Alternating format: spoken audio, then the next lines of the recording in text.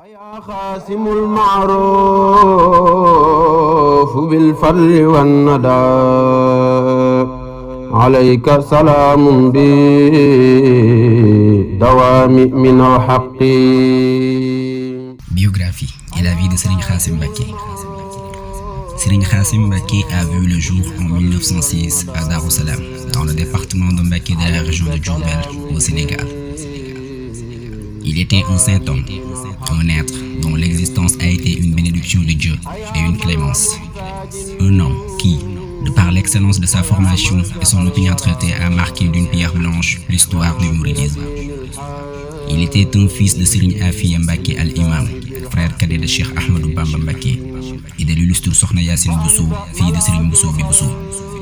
Cette dernière est également descendante en ligne directe de Tafsir Bounassi, grand-père de El Hadj Malick Sy, un érudit appartenant à l'école de jurisprudence malikite et à l'école de théologie acharite, ainsi qu'un imam de la confrérie Soufi Tidjane. Le prénom Khassim est d'autant plus béni qu'il est choisi par Cheikh Ahmadou Bamba Khadim Rassoul, fondateur du mouridisme. Ce dernier lui-même manifestait explicitement sa volonté de porter ce prénom Khassim, qui signifie le dénominateur. Serigne Khassim Mbacké a appris le Saint-Coran auquel il mémorisa dans un bref délai auprès de Serigne Dame Abdourahmane Lo, qui est réputé d'avoir enseigné le livre saint à une bonne partie des dignitaires mourides, dont Serigne Afiya Mbacké al-Imam. Lorsqu'il mémorisa le Coran et le calligraphié à la plus belle des manières, il retourna chez Serigne Touba, qui l'initiait avec son fameux livre de jurisprudence islamique, Tazawwud Sirar. Puis, il fut envoyé de nouveau auprès de l'un des plus grands érudits et biographes du mouridisme, Serigne Mouhamadou Lamine Diop Dagana, qui l'a formé dans les sciences théologiques. Il retourna auprès de Cheikhoul Khadim pour être un de ses secrétaires particuliers. Serigne Khassim Mbacké était un géographe. Il maîtrisait parfaitement le fonctionnement de la pluviométrie. De son vivant, il était très sollicité aux problèmes liés à l'environnement et l'urbanisme. Il s'est instruit lui-même sans maître. C'est un autodidacte. Il possédait des connaissances transversales qu'il considérait comme résultat de la bénédiction de Cheikhoul Khadim qui l'a initié en sciences. Il était très attaché à Cheikh. Ahmadou Bamba. Dès la fleur d'âge, son attachement au Cheikh lui a valu un amour inconditionnel de sa part. Serigne Touba lui chargeait d'ailleurs de calligraphier ses écrits et de les garder soigneusement. Serigne Khassim était très à cheval aux recommandations divines, de la sunna et aux préceptes du mouridisme.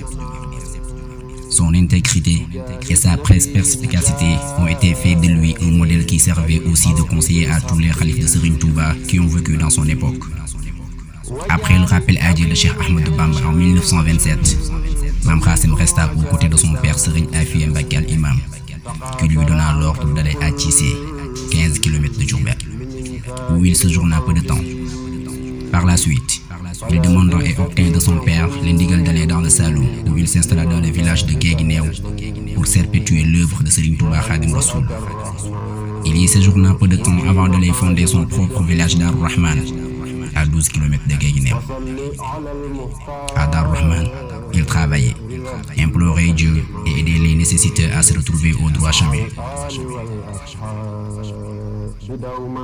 Après le rappel à Dieu de son vénéré père en 1941, il continua ses actions de bienfaisance, ce qui lui valut l'amour et l'estime de tous. Le bon Dieu le rappellera à ses côtés le 19 septembre 1983 à Touba et est enterré au cimetière de Touba, à côté de son père.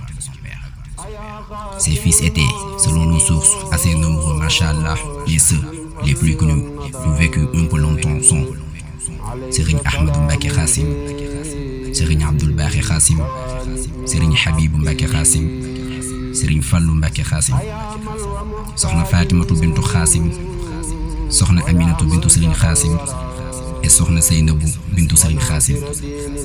Son actuel khalife est Serigne Abdoul Baqi Khassim. Que le bon Dieu lui accorde de longue vie. Amin. وصل على المختار ربي وسلم مع الآل والأصحاب دوما